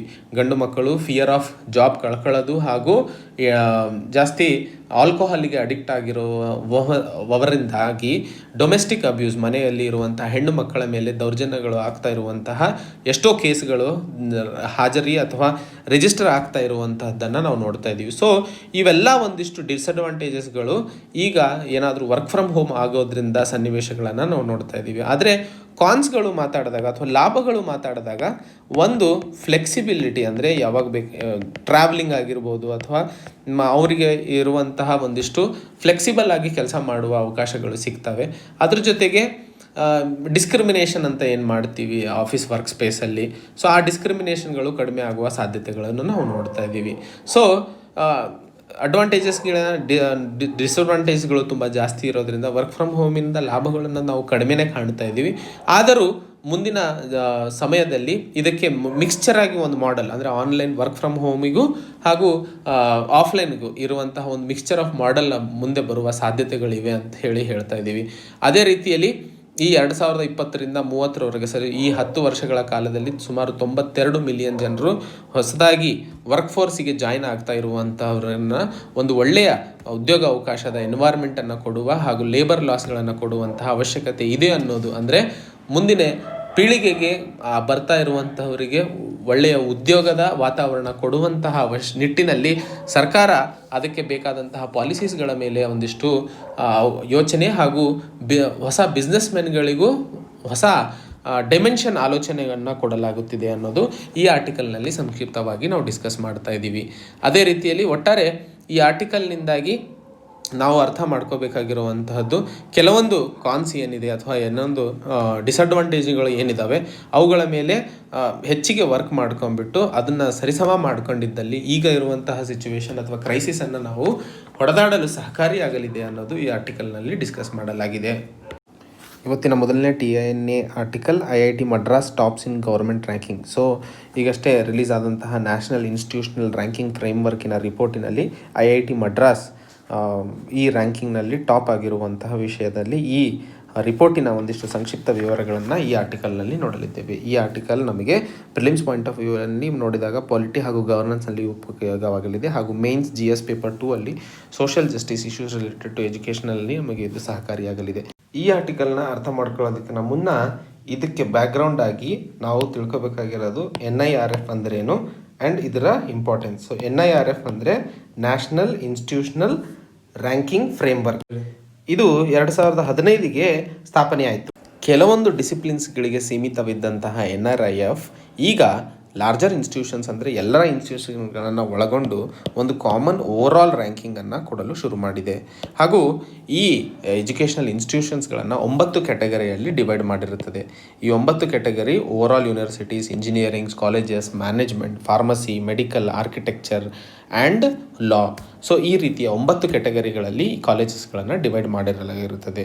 ಹಾಗೂ ಈ NIRF ರ್ಯಾಂಕಿಂಗಿಂದಾಗಿ ಕಾಂಪಿಟಿಷನ್ ಉದ್ಭವ ಆಗುತ್ತದೆ, ಅಂದರೆ ಕಾಂಪಿಟೇಟಿವ್ನೆಸ್ ಎನ್ವೈರ್ಮೆಂಟನ್ನು ಸೃಷ್ಟಿ ಮಾಡಲು ಮಾಡಿರುವಂತಹ ರ್ಯಾಂಕಿಂಗ್ ಫ್ರೇಮ್ವರ್ಕ್ ಸಹಕಾರಿಯಾಗಲಿದೆ ಅನ್ನೋದು ಇಲ್ಲಿ ನೋಡಬಹುದು. ಹಾಗೆ ಈ ಆರ್ಟಿಕಲ್ನಲ್ಲಿ ಕೊಟ್ಟಿರುವಂತಹ NRIFನ ಅನಾಲಿಸಿಸನ್ನು ನೋಡಿದಾಗ IIT ಮಡ್ರಾಸ್ ದೇಶದಲ್ಲೇ ಬೆಸ್ಟ್ ಇನ್ಸ್ಟಿಟ್ಯೂಷನ್, ಹೈಯರ್ ಎಜುಕೇಷನ್ನಲ್ಲಿ ಬೆಸ್ಟ್ ಇನ್ಸ್ಟಿಟ್ಯೂಷನ್ ಆಗಿ ಹೊರಹೊಮ್ಮಿದೆ. ಅದು ತದನಂತರ IISc ಬೆಂಗಳೂರು ಹಾಗೂ IIT ಡೆಲ್ಲಿ ಅಂತ ನೋಡಬಹುದು. ಹಾಗೂ ಯೂನಿವರ್ಸಿಟಿಗಳ ಇದರಲ್ಲಿ ನೋಡಿದಾಗ ಲಿಸ್ಟಲ್ಲಿ ನೋಡಿದಾಗ IISc ಬೆಂಗಳೂರು ಬೆಸ್ಟ್ ಯೂನಿವರ್ಸಿಟಿ ಆಗಿ ಹೊರಬಂದಿದ್ದು, ತದನಂತರ JNU ಹಾಗೂ ಬನಾರಸ್ ಹಿಂದೂ ಯೂನಿವರ್ಸಿಟಿ 3ನೇ ರ್ಯಾಂಕ್ನಲ್ಲಿ ಇರುತ್ತದೆ. ಹಾಗೂ ಡೆಲ್ಲಿ ಯೂನಿವರ್ಸಿಟಿಯ ರ್ಯಾಂಕಿಂಗ್ ಹಿಂದೆ ಬಿದ್ದರೂ ಸಹ ಇದರ ಕೆಳಗಡೆ ಇರುವಂತಹ ಲೇಡಿ ಶ್ರೀರಾಮ್ ಕಾಲೇಜ್ ಹಾಗೂ ಮಿರಿಂಡಾ ಹೌಸ್ ಒಳ್ಳೆಯ ರ್ಯಾಂಕಿಂಗನ್ನು ತೋರಿಸಿರುವಂತಹದ್ದು. ಅದೇ ಈಗ ಈ NRIF ರ್ಯಾಂಕಿಂಗ್ ಬಂದಿರುವಂತಹದ್ದು QS ವರ್ಲ್ಡ್ ಯೂನಿವರ್ಸಿಟಿ ರ್ಯಾಂಕಿಂಗ್ ಬಂದ ನಂತರ. ಸೊ ಈ QS ವರ್ಲ್ಡ್ ಯೂನಿವರ್ಸಿಟಿ ರ್ಯಾಂಕಿಂಗ್ನಲ್ಲಿ IISc ಹಾಗೂ IITsಗಳಿಗೆ ಗ್ಲೋಬಲ್ ಲೆವೆಲಲ್ಲಿ ಅಷ್ಟು ಒಳ್ಳೆಯ ರ್ಯಾಂಕಿಂಗ್ ಸಿಗದೇ ಇರೋದು ಪರ್ಸೆಪ್ಷನ್ ಫ್ಯಾಕ್ಟರನ್ನು ತೊಗೊಂಡಿರುವಂತಹದ್ದು. ಅಂದರೆ ಈ ಯಾರ್ಯಾರು ಹೈಯರ್ ಲೆವೆಲ್ ಫ್ಯಾಕಲ್ಟೀಸ್ ಇರ್ತಾರೋ ಅಥವಾ ರಿಸರ್ಚರ್ಸ್ ಅಕಾಡೆಮಿಷಿಯನ್ಸ್ ಇರ್ತಾರೋ ಅವರು ಕೊಡುವಂತಹ ಪರ್ಸೆಪ್ಷನ್ಗಳನ್ನು ಹೆಚ್ಚಿನ ವ್ಯಾಲ್ಯೂ ಕೊಟ್ಟಿರೋದ್ರಿಂದ ರ್ಯಾಂಕಿಂಗ್ನಲ್ಲಿ ನಾವು ಹಿಂದೆ ಬಿದ್ದಿರುವಂತಹದ್ದು ಅನ್ನೋದನ್ನು ನಮ್ಮ HRD ಮಿನಿಸ್ಟರ್ ಸ್ಟೇಟ್ಮೆಂಟಲ್ಲಿ ಹೇಳಿರುತ್ತಾರೆ. ಹಾಗೂ ಮ್ಯಾನೇಜ್ಮೆಂಟ್ ಕ್ಷೇತ್ರದಲ್ಲಿ ನೋಡಿದಾಗ IIM ಅಹಮದಾಬಾದ್ ಮೊದಲನೇ ರ್ಯಾಂಕ್ನಲ್ಲಿ ಇರುತ್ತದೆ ಹಾಗೂ ಬೆಂಗಳೂರು 2ನೇದು, ಕಲ್ಕತ್ತಾ IIM 3ನೇ ಸ್ಥಾನದಲ್ಲಿ ಇರುತ್ತದೆ. ಲಾಗೆ ಬಂದಾಗ ನ್ಯಾಷನಲ್ ಲಾ ಸ್ಕೂಲ್ ಇರುವಂತಹದ್ದು ಮೊದಲನೇ ಸ್ಥಾನದಲ್ಲಿದೆ ಹಾಗೂ ಆರ್ಕಿಟೆಕ್ಚರ್ ಕ್ಷೇತ್ರದಲ್ಲಿ IIT ಖರಗ್ಪುರ್ ಮೊದಲನೇ ಸ್ಥಾನದಲ್ಲಿ ಇರುವಂಥದ್ದು. ಸೊ ಹೀಗೆ ಬೇರೆ ಬೇರೆ ಕ್ಯಾಟಗರಿಯಲ್ಲಿ ನಾನು ಹೇಳಿದಾಗ 9 ಕ್ಯಾಟಗರಿಗಳಲ್ಲಿ ಈ ಸ್ಟ್ಯಾಟಿಸ್ಟಿಕಲ್ ರಿಪೋರ್ಟನ್ನು ಕೊಡಲಾಗುತ್ತದೆ. ಈ article India removes exports ban on hydroxy chloroquine. So ಈ ಹೈಡ್ರಾಕ್ಸಿ ಕ್ಲೋರೋಕ್ವಿನ್ ಅನ್ನೋದು COVID-19 ಅಥವಾ ಕೊರೋನಾ ವೈರಸ್ ವಿರುದ್ಧವಾಗಿ ಒಂದಿಷ್ಟು ಒಳ್ಳೆಯ ರಿಸಲ್ಟ್ಸ್ಗಳನ್ನು ತೋರಿಸ್ತಾ ಇರುವಂತಹದ್ದರ ಮೆಡಿಕಲ್ ರಿಸಲ್ಟ್ಸ್ಗಳನ್ನು ನಾವು ಹಿಂದೆ ನೋಡಿದ್ವಿ. ಸೊ ರ್ಯಾಂಡಮ್ ಕ್ಲಿನಿಕಲ್ ಟ್ರಯಲ್ಸನ್ನು ಉಪಯೋಗಿಸ್ಕೋಬೇಕು ಅಂತ ಹೇಳಿ WHO ಕೂಡ ಒಂದಿಷ್ಟು ನಿರ್ದೇಶನಗಳನ್ನು ಕೊಟ್ಟಿರುವಂತಹ ಆರ್ಟಿಕಲ್ಸ್ಗಳನ್ನು ಹಿಂದೆ ನಾವು ಓದಿದ್ವಿ. ಸೊ ಈ ಆರ್ಟಿಕಲ್ನಲ್ಲಿ ಈಗ ಭಾರತ ಎಕ್ಸ್ಪೋರ್ಟ್ ಮಾಡುವಂಥ ರಫ್ತು ಮಾಡುವ ಬ್ಯಾನ್ ಕಂಡೀಷನ್ಸ್ ಏನಿದ್ವು ಅದನ್ನು ತೆಗೆದುಹಾಕಿರೋದರ ಬಗ್ಗೆ ಈ ಆರ್ಟಿಕಲ್ನಲ್ಲಿ ನಾವು ಡಿಸ್ಕಸ್ ಮಾಡಲಿದ್ದೇವೆ. ಸೊ ಈ ಆರ್ಟಿಕಲ್ನ ವಿಶ್ಲೇಷಣೆ ನಮಗೆ current events of national and international importance for prelims and mains GS paper 2 ಅಲ್ಲಿ ಗವರ್ನೆಂಟ್ ಪಾಲಿಸೀಸ್ ಆ್ಯಂಡ್ ಇಟ್ಸ್ ಡಿಸಿಷನ್ಸಿಗೆ ನಮಗೆ ಇದು ಸಹಕಾರಿಯಾಗಲಿದೆ. ಸೊ ಮೊದಲನೇದಾಗಿ ನಾವು ಇಲ್ಲಿ ಹೈಡ್ರಾಕ್ಸಿ ಕ್ಲೋರೋಕ್ವಿನ್ ಬಗ್ಗೆ ಒಂದಿಷ್ಟು ಅರ್ಥ ಮಾಡ್ಕೊಳ್ಳೋಣ. ಸೊ ಹೈಡ್ರಾಕ್ಸಿ ಕ್ಲೋರೋಕ್ವಿನ್ ಅನ್ನುವಂಥದ್ದು ಒಂದು ಆ್ಯಂಟಿ ಮಲೇರಿಯಲ್ ಡ್ರಗ್. ಸೊ ಈ ಆ್ಯಂಟಿ ಮಲೇರಿಯಲ್ ಡ್ರಗ್ ಕ್ಲೋರೋಕ್ವಿನ್ಗಿಂತಲೂ ಲೆಸ್ ಟಾಕ್ಸಿಕ್ ಅನ್ನೋದನ್ನು ನಾವು ಒಂದು ಅರ್ಥ ಮಾಡ್ಕೋಬೇಕು. ಹಾಗೂ ಇದು ರಿಮೋಟೈಡ್ ಆರ್ಥ್ರೈಟಿಸ್ ಹಾಗೂ ಲ್ಯೂಪಸ್ ಪೇಷಂಟ್ಸಿಗೂ ಇದು ರೆಫರ್ ಮಾಡಲಾಗ್ತಿತ್ತು. ಹಾಗೂ ಹೈಡ್ರಾಕ್ಸಿ ಕ್ಲೋರೋಕ್ವಿನ್ 4 ಡ್ರಗ್ ಕಾಂಬಿನೇಷನ್ಸ್ ಅಂದರೆ WHO ತೊಗೊಂಡಿರುವಂತಹ 4 ಡ್ರಗ್ಸ್ಗಳಲ್ಲಿ ಒಂದಾಗಿರುತ್ತದೆ. ಯಾಕಂದರೆ ಇದ್ರದ್ದು ರಿಸಲ್ಟ್ಸು ಅಷ್ಟು ಚೆನ್ನಾಗಿ ತೋರಿಸ್ತಾ ಇರ್ತದೆ ಅಥವಾ ಕೊರೋನಾ ವೈರಸ್ ಹರಡುವಿಕೆಯನ್ನು ತಡೆಯಲು ಅಥವಾ ಪೇಷಂಟ್ನಲ್ಲಿ ಎಫೆಕ್ಟನ್ನು ತಡೆಯಲು ಸುಲಭವಾಗಿತ್ತು ಅನ್ನೋದು ಕಾರಣಕ್ಕೋಸ್ಕರ. ಹಾಗೂ ಇದರ ಎಫಿಷಿಯನ್ಸಿನ ಇನ್ನೂ ಟೆಸ್ಟ್ ಮಾಡೋದಕ್ಕೋಸ್ಕರ ರ್ಯಾಂಡಮೈಸ್ಡ್ ಕ್ಲಿನಿಕಲ್ ಟ್ರಯಲ್ಸನ್ನು ಉಪಯೋಗಿಸ್ಕೋಬೇಕು ಅಂಥೇಳಿ WHO ಹೇಳಿರುತ್ತದೆ. ಹಾಗೂ ಮುಂಬೈ ಬೇಸ್ಡ್ IPCL ಲ್ಯಾಬೊರೇಟರೀಸ್ ಅನ್ನೋವಂಥದ್ದು ಏನಿದೆ ಇದು 82% ಮಾರ್ಕೆಟು ಹಾಗೂ 80% ವಾಲ್ಯೂಮ್ ಏನು ಪ್ರೊಡ್ಯೂಸ್ ಆಗುತ್ತದೆ ಎಕ್ಸ್ಪೋರ್ಟ್ ಆಗುತ್ತದೆಯೋ ಅದನ್ನು IPCL ಲ್ಯಾಬೊರೇಟರೀಸ್ ಮಾಡ್ತಾ ಇರುವಂತಹದ್ದು ಪ್ರೊಡಕ್ಷನ್. ಸೊ ಯಾಕೆ ಬ್ಯಾನ್ ಹಾಕಲಾಗಿತ್ತು, ಈಗ ಯಾಕೆ ಮತ್ತೆ ಓಪನ್ ಮಾಡಿದ್ದಾರೆ ಅನ್ನೋ ಪ್ರಶ್ನೆಯನ್ನು ಕೇಳಿದಾಗ international journal of anti microbial agents ಅಂತ ಏನಿರ್ತಾರೆ ಇವರು ಹೇಳಿರುವಂಥದ್ದು ಅಜಿಥ್ರೋಮೈಸಿನ್ ಅನ್ನು ಅಥವಾ ಹೈಡ್ರಾಕ್ಸಿಕ್ಲೋರಿನಿಗೆ ಆ್ಯಡ್ ಮಾಡಿರೋದ್ರಿಂದ ಇದು COVID-19ಗೆ ತುಂಬ ಉಪಕಾರಿ ಆಗುತ್ತದೆ ಅನ್ನೋದನ್ನು ಈ ಜರ್ನಲ್ ಹೇಳಿರುತ್ತದೆ.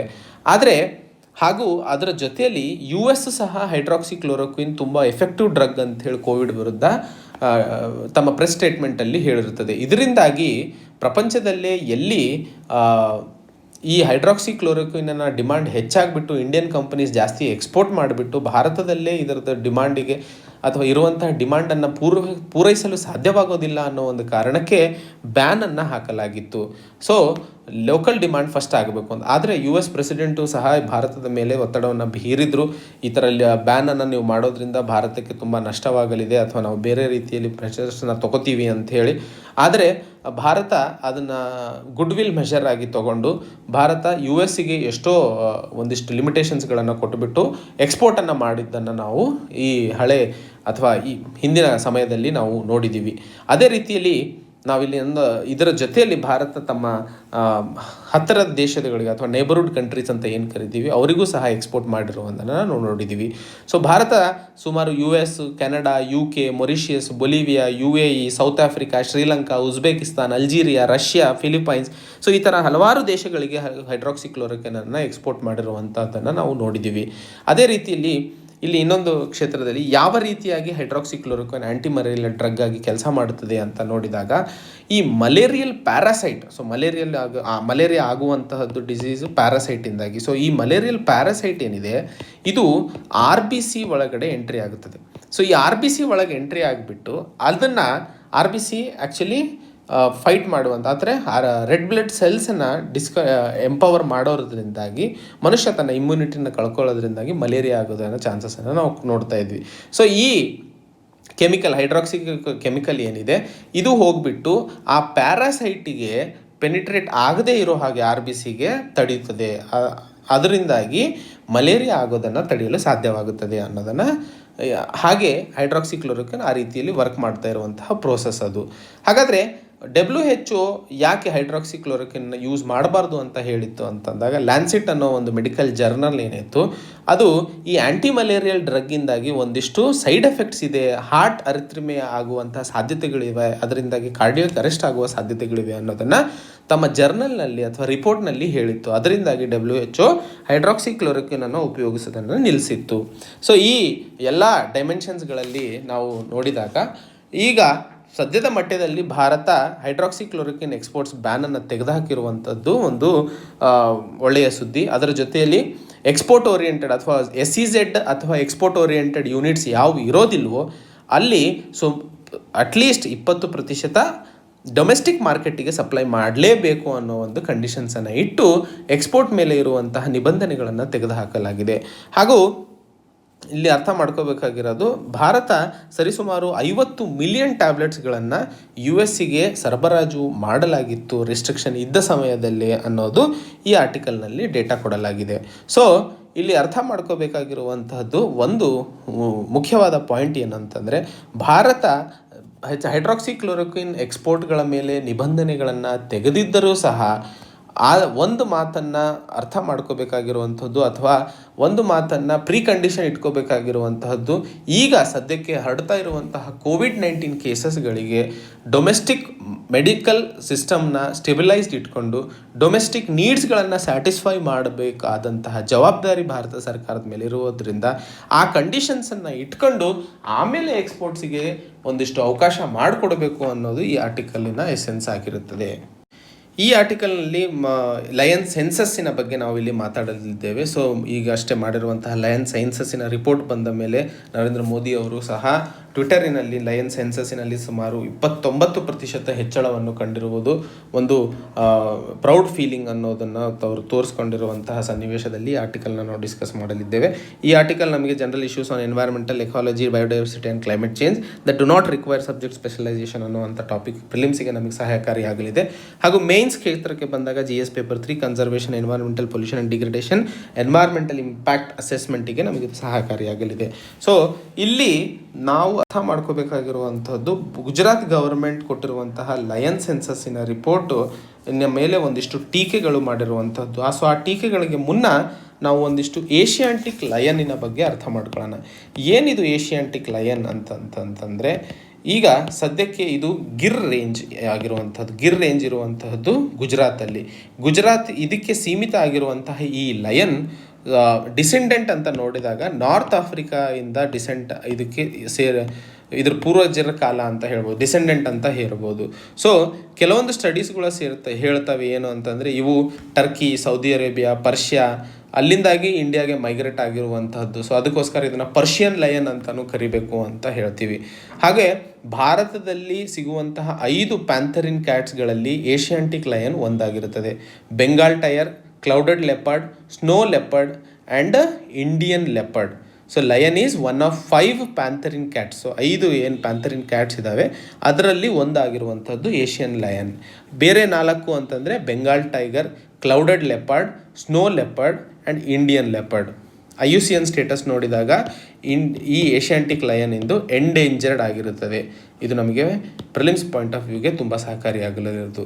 ಹಾಗೂ ಯಾವ ರೀತಿಯ ಥ್ರೆಟ್ಸ್ ಅಥವಾ ಡೇಂಜರ್ ಸಿಚುವೇಶನ್ಸ್ಗಳಿವೆ ಏಷಿಯಾಂಟಿಕ್ ಲಯನಿಗೆ ಅಂತ ನೋಡಿದಾಗ, ಇದು ಎಕ್ಸ್ಟಿಂಕ್ಷನಿಗೆ ಅಥವಾ ಫಾರೆಸ್ಟ್ ಫೈರ್ಗಳಿಂದಾಗಿ ಹೆಚ್ಚಿನ ಮಾತ್ರದಲ್ಲಿ ಅವರ ಪಾಪ್ಯುಲೇಷನ್ನಲ್ಲಿ ನಾವು ವೇರಿಯೇಷನ್ಸ್ಗಳನ್ನು ಕಾಣ್ತಿರೋದನ್ನು ನಾವು ನೋಡ್ತೀವಿ. ಅದೇ ರೀತಿಯಲ್ಲಿ ಬೇಟೆಯಾಡ್ತಾ ಇರುವಂಥ ಸನ್ನಿವೇಶಗಳು, ಹಾಗೂ ಬೇಬಿ ಸಯೋಸಿಸ್ ಆ್ಯಂಡ್ ಕೆನೈನ್ ಡಿಸ್ಟೆಂಪರ್ ವೈರಸ್ಸಿಂದಾಗಿ ಒಂದಿಷ್ಟು 40 ಏಷಿಯಾಂಟಿಕ್ ಲಯನ್ಗಳು ಸಾವನ್ನಪ್ಪಿದ್ದವು ಅನ್ನೋದನ್ನು ನಾವು ಹಿಂದಿನ ರಿಪೋರ್ಟ್ಸ್ಗಳಲ್ಲಿ ನಾವು ನೋಡಿದ್ದೀವಿ.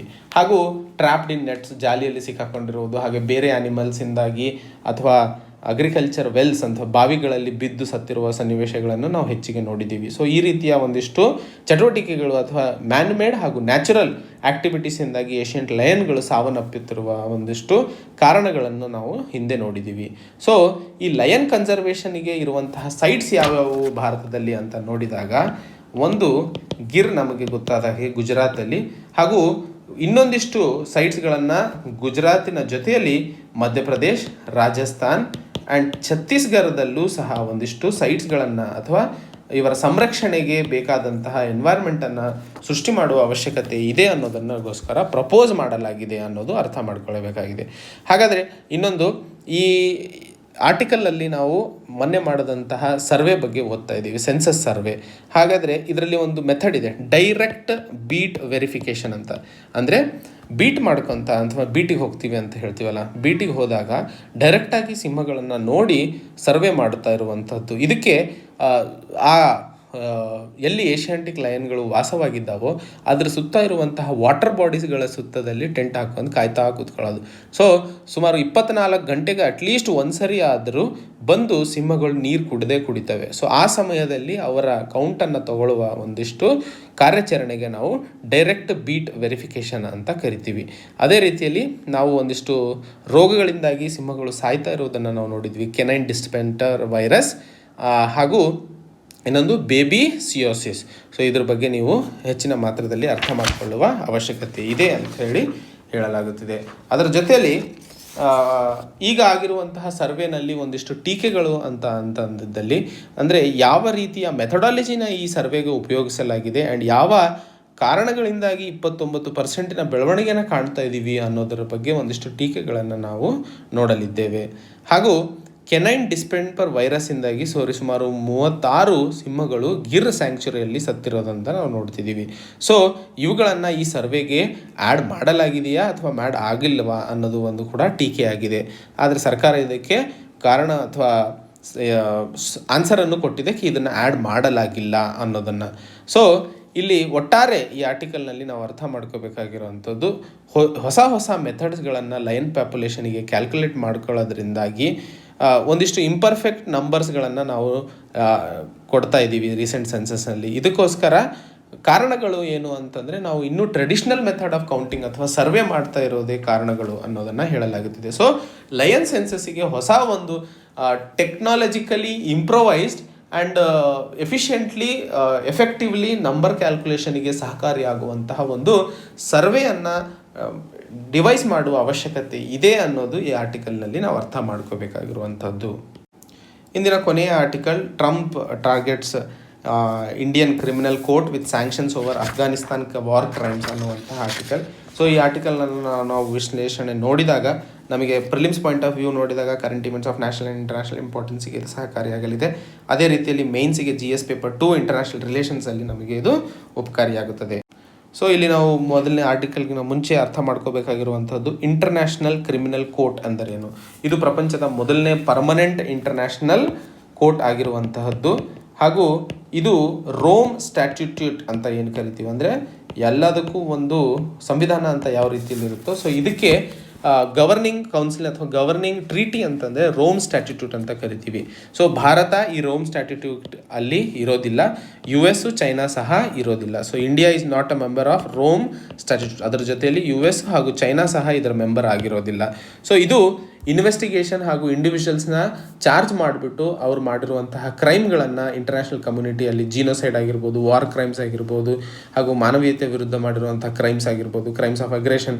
ಸೊ ಈ ರೀತಿಯ ಕ್ರೈಮ್ಸ್ಗಳನ್ನು 1 ಜುಲೈ 2002 ಆ ದಿನದಿಂದ ಅಥವಾ ಆ ದಿನದ ನಂತರ ಆದಂತಹ ಕ್ರೈಮ್ಸ್ಗಳನ್ನು ಮಾತ್ರ ಅವರು ಚಾರ್ಜ್ ತಗೋಬಹುದು ಅನ್ನೋದು ಇದೆ. ಯಾಕಂದರೆ ಆ ದಿನ ಇದು ಸೃಷ್ಟಿಯಾದ ದಿನ, ಆ ದಿನ ಇದು ಬೆಳಕಿಗೆ ಅಥವಾ ಫೌಂಡರ್ ಆದ ದಿನ. ಅದಕ್ಕೆ ಆ ದಿನದಿಂದ ಮಾತ್ರ ರೆಟ್ರೋಸ್ಪೆಕ್ಟಿವ್ ಪವರ್ ಇದಕ್ಕೆ ಇಲ್ಲ. ಇದಕ್ಕೆ 6 ಅಫಿಷಿಯಲ್ ಲ್ಯಾಂಗ್ವೇಜಸ್ಗಳಿವೆ. 6 ಅಫಿಷಿಯಲ್ ಲ್ಯಾಂಗ್ವೇಜಸ್ಗಳಲ್ಲಿ ಒಂದು ಇಂಗ್ಲೀಷ್, 2ನೇದು ಫ್ರೆಂಚ್, 3ನೇದು ಅರೇಬಿಕ್, ಚೈನೀಸ್, ರಷ್ಯನ್ ಹಾಗೂ ಸ್ಪ್ಯಾನಿಷ್. ICCಯ ಹೆಡ್ ಕ್ವಾರ್ಟರ್ಸ್ ಇರುವಂತಹದ್ದು ದಿ ಹೇಗ್, ಅದು ನೆದರ್ಲ್ಯಾಂಡ್ನಲ್ಲಿ. ಹಾಗೂ ಎಷ್ಟರ ಮಟ್ಟಿಗೆ ಇದ್ರ ಜ್ಯೂರಿಸ್ಡಿಕ್ಷನ್ ಇದೆ, ಇಲ್ಲಿ ವರ್ಕ್ ಮಾಡುವ ಸಾಧ್ಯತೆಗಳಿವೆ ಅಂತ ನೋಡಿದಾಗ ರೋಮ್ ಸ್ಟ್ಯಾಚ್ಯೂಟ್ ಇರುವಂತಹದ್ದು 4 ಕ್ರೈಮ್ಸಿಗೆ. ಒಂದು crimes of genocide, crimes against humanity, war crimes and crimes of aggression. So international criminal court ಏನಿದೆ ಇದು ಯುನೈಟೆಡ್ ನೇಷನ್ನಿನ ಅಂಗವಲ್ಲ ಅನ್ನೋದನ್ನು ಮೊದಲನೇದಾಗಿ ನಾವು ಅರ್ಥ ಮಾಡ್ಕೋಬೇಕಾಗಿರುವಂಥದ್ದು. ಅದೇ ರೀತಿಯಲ್ಲಿ ಇದು ಯಾವುದೇ ಕೋರ್ಟ್ ಜ್ಯೂರಿಕ್ಷನ್ನಿಗೆ ಬರೋದಿಲ್ಲ. ಹಾಗೆ ಇದಕ್ಕೆ ಯುನೈಟೆಡ್ ನೇಷನ್ ಸೆಕ್ಯೂರಿಟಿ ಕೌನ್ಸಿಲ್ ಕೊಡುವಂತಹ ಕೋರ್ಟ್ ರೆಫರ್ ಅಥವಾ ಕೇಸಸ್ಗಳನ್ನು ರೆಫರ್ ಮಾಡಿದಾಗ ಆ ದೇಶ, ಯಾವ ದೇಶಗಳು ಈ ರೋಮ್ ಸ್ಟ್ಯಾಟ್ಯೂಟಿಗೆ ಸೈನ್ ಮಾಡಿದಾವೋ ಆ ದೇಶಗಳ ಇಂಟರ್ನಲ್ ಸೆಕ್ಯೂರಿಟಿ ಫೋರ್ಸಸ್ ಸಹಾಯದಿಂದಾಗಿ ಕೇಸನ್ನು ಇದು ವಿಚಾರಣೆ ಮಾಡುತ್ತದೆ ಅನ್ನೋದನ್ನು ಅರ್ಥ ಮಾಡ್ಕೋಬೇಕು. ಸೊ ಇದಕ್ಕೆ ಇರುವಂಥ ನಿಬಂಧನೆಗಳು ಅಂತ ನೋಡಿದಾಗ ಇದಕ್ಕೆ ಇದರದೇ ಆದ ಒಂದು ಪೊಲೀಸ್ ಫೋರ್ಸ್ ಇಲ್ಲ, ಎನ್ಫೋರ್ಸ್ಮೆಂಟ್ ಬಾಡಿ ಇಲ್ಲ. ಸೊ ಯಾವ ದೇಶ ಕೋಆಪ್ರೇಷನ್ ಇದ್ದಿತ್ತೋ ಅದು ದೇಶದ ಜೊತೆಯಲ್ಲಿ ಇದು ಸರಿಯಾಗಿ ಕೆಲಸ ಮಾಡುವ ಸಾಧ್ಯತೆಗಳು ನಾವು ಹೆಚ್ಚಾಗಿ ನೋಡ್ತೀವಿ. ಆ್ಯಂಡ್ ಇನ್ನು ಹೇಳಿದ ಹಾಗೆ 1 ಜುಲೈ 2002 ನಂತರ ಆದಂತಹ ಕ್ರೈಮ್ಸ್ಗಳನ್ನು ಮಾತ್ರ ಇವರು ಕನ್ಸಿಡರ್ ಮಾಡಲು ಸಾಧ್ಯ. ಯಾಕಂದರೆ ಇಲ್ಲಿ ರೆಟ್ರಾಸ್ಪೆಕ್ಟಿವ್ ಜ್ಯೂರಿಸ್ಡಿಕ್ಷನ್ ಇರೋದಿಲ್ಲ. ಅದರ ಜೊತೆಯಲ್ಲಿ ಯಾವ ದೇಶದ ಕಂಟಿನ್ಯೂ ಅಥವಾ ಸೈನ್ ಮಾಡಿದಾರೋ ಆ ದೇಶದಲ್ಲಿ ಟೆರಿಟರಿಲಿ ಹೋಗಿ ಮಾತ್ರ ಇವರು ಮಾಡೋಕ್ಕೆ ಸಾಧ್ಯ. ಸೊ US ಏನು ಈಗ ಟೀಕೆ ಮಾಡ್ತಾ ಇದೆ ಅದಕ್ಕೆ ಕಾರಣ ಏನು, ಯಾವ ರೀತಿಯಾಗಿ ICCಗೆ ಒಂದಿಷ್ಟು ಕಷ್ಟ ಆಗಲಿದೆ ಇದನ್ನು ಸಾಲ್ವ್ ಮಾಡಲು ಅಂತ ನೋಡೋಣ. ಸೊ ಇಲ್ಲಿ ಇರುವಂತಹ ನ್ಯೂಸ್ ಏನು ಅಂತಂದರೆ US ಪ್ರೆಸಿಡೆಂಟು ICCಯ ಒಂದಿಷ್ಟು ಎಂಪ್ಲಾಯೀಸ್ಗಳ ಮೇಲೆ ನಿಬಂಧನೆಗಳು ಹಾಕುವ ಭಯವನ್ನು ಅಥವಾ ವಾರ್ನಿಂಗನ್ನು ಕೊಟ್ಟಿದ್ದಾರೆ. ಯಾಕೆ ಅಂದರೆ ಅಫ್ಘಾನಿಸ್ತಾನದಲ್ಲಿ ಅಫ್ಘಾನಿಸ್ತಾನದಲ್ಲಿ US ಆರ್ಮಿ ಮಾಡಿರುವಂತಹ ವಾರ್ ಕ್ರೈಮ್ಸ್ ರಿಲೇಟೆಡ್ 2003ರಿಂದ 2012ರವರೆಗೆ ವಾರ್ ಕ್ರೈಮ್ಸ್ ಮಾಡಿದ್ದಾರೆ ಅನ್ನೋದನ್ನು ICC ಒಂದು ರಿಪೋರ್ಟನ್ನು ಸಲ್ಲಿಸಿದೆ. ಅದ್ರ ಜೊತೆಯಲ್ಲಿ US ಏನು ಹೇಳ್ತಾ ಇದೆ ಅಂದರೆ ರಷ್ಯಾ ICCಗೆ ಒಂದಿಷ್ಟು ಮುಂತಂದು ಈ ವಿಚಾರವನ್ನು ಇಂಟರ್ನ್ಯಾಷನಲ್ ಬೆಳಕಿಗೆ ತರ್ತಾ ಇದೆ ಅನ್ನೋದನ್ನು US ಟೀಕಿಸಿದೆ. ಅದರ ಜೊತೆಯಲ್ಲಿ ಏನಾದರೂ ಇದನ್ನು ಮುಂದೂಡಿಸಿದ್ದಲ್ಲಿ ICC ಎಂಪ್ಲಾಯೀಸಿನ ಅಸೆಟ್ಸ್ ಏನಿದ್ದಾವೆ ಅವ್ರದ್ದು ಅದರ ಜೊತೆಯಲ್ಲಿ ಅವರಿಗೆ US ಬರದೇ ಇರೋ ಹಾಗೆ ನಿಬಂಧನೆಗಳು ಹಾಕುವ ಅಷ್ಟು ಅಥಾರಿಟೀಸಿಗೆ US ಪ್ರೆಸಿಡೆಂಟ್ ಆಗಿರುವಂತಹ ಟ್ರಂಪ್ ಅವರು ಒಂದಿಷ್ಟು ಮಾರ್ಗದರ್ಶನಗಳನ್ನು ಕೊಟ್ಟಿದ್ದಾರೆ ಅನ್ನೋದನ್ನು ನಾವು ನೋಡ್ತಾ ಇದ್ದೀವಿ. ಸೊ ಆ ನಿಟ್ಟಿನಲ್ಲಿ ICCಯ ಬಗ್ಗೆ ನಾವು ಸಂಕ್ಷಿಪ್ತವಾಗಿ ಅರ್ಥ ಮಾಡಿಕೊಳ್ಳುವ ಅವಶ್ಯಕತೆ ಇಲ್ಲಿ ಬಂದಿರುತ್ತದೆ. ಇಂದಿನ 2 ಪ್ರಿಲಿಮ್ಸ್ ಕ್ವೆಶನ್ಸ್ ಹಾಗೂ ಮೇನ್ಸ್ ಕ್ವೆಶನ್ಸ್ ಅಂತ ನೋಡಿದಾಗ ಪ್ರಿಲಿಮ್ಸ್ ಕ್ವೆಶನ್ಸ್ ಮೊದಲನೇದು which among the following are the parameters that are taken into consideration by national institutional ranking framework while ranking the Indian universities, graduation outcome, perception of the institution among institutions, inclusivity. So ಯಾವ್ಯಾವ ಪ್ಯಾರಾಮೀಟರ್ಸ್ಗಳನ್ನು ಉಪಯೋಗಿಸಲಾಗುತ್ತದೆ ಅನ್ನೋದು ಮೊದಲನೇ ಪ್ರಶ್ನೆ ಆಗಿರುತ್ತದೆ. Direct beat verification is the method recently seen in the news. This method is used for which among the following purposes. So ಅದಕ್ಕೆ 4 options: to determine the fatality rate in COVID infection, in selection of IAS officers, FLIR ISRO manned space mission, in calculating population of lions, patrolling activities of soldiers. So ಇದರಲ್ಲಿ ಯಾವುದು ಸರಿಯಾದ ಉತ್ತರ ಅನ್ನೋದನ್ನು ನೀವು comment ಮಾಡಿ friends. ಅದ್ರ ಜೊತೆಯಲ್ಲಿ ಇವತ್ತಿನ ಮೇನ್ಸ್ ಕ್ವೆಶನ್ ಅಂತ ನೋಡಿದಾಗ COVID-19 pandemic has change the working pattern of every sector in this backdrop. Do you think the concept of work from home will be feasible in the long run? So ಈಗ ನಾವು discuss ಮಾಡಿರುವಂತಹ work from home article ಮೇಲೆ ಸಂಬಂಧಿಸಿದಂಥ ಈ ಪ್ರಶ್ನೆಗೆ ನೀವು ಉತ್ತರಗಳನ್ನು ಬರೆದು comment ಮಾಡ್ಬೋದು, ಅಥವಾ ನಮ್ಮ ಆಫೀಸ್ ನಂಬರ್ 9121412929ಗೆ ನೀವು ವಾಟ್ಸಪ್ ಮಾಡಿದರೂ ಸಹ ಅದಕ್ಕೆ ಕಮೆಂಟ್ಸ್ ಆಗಿ ಅಥವಾ ಅದಕ್ಕೆ ಆನ್ಸರ್ಸ್ ಇವ್ಯಾಲ್ಯೂಯೇಷನ್ ಮಾಡಿ ಮುಂದಿನ ಆರ್ಟಿಕಲ್ನಲ್ಲಿ ನಾವು ಅದರ ಬಗ್ಗೆ ಅಪ್ಡೇಟ್ಸನ್ನು ಕೊಡ್ತೀವಿ. ಇಲ್ಲಿಗೆ ಈ ದಿನದ ದ ಹಿಂದೂ ಸುದ್ದಿ ವಿಶ್ಲೇಷಣೆ ಮುಗಿಸುತ್ತಾ ಮತ್ತೆ ಭೇಟಿಯಾಗೋಣ. ಅಲ್ಲಿವರೆಗೆ ಜೈ ಹಿಂದ್, ಜೈ ಕರ್ನಾಟಕ.